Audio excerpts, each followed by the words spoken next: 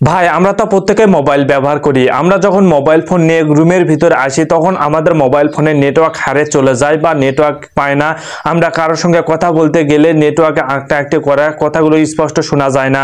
বা আজকে আমি জাস্ট একটি সেটিং আপনাদের মাঝে দেখিয়ে দিব, 100% গ্যারান্টি।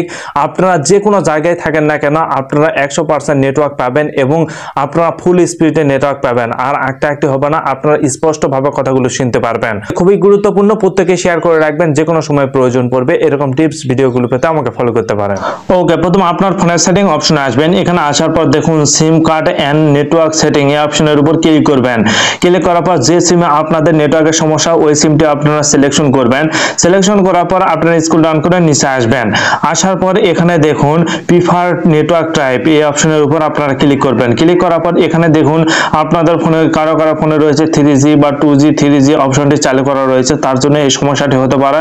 তো অবশ্যই 2G 3G 4G এই অপশনের উপর ক্লিক করে এই অপশনটা অন করে ওকেতে প্রেস করে দিবেন, তাহলে এই অপশনটা অন হয়ে যাবে। আর এখনকার পর থেকে আর নেটওয়ার্কের কোনো সমস্যা হবে না।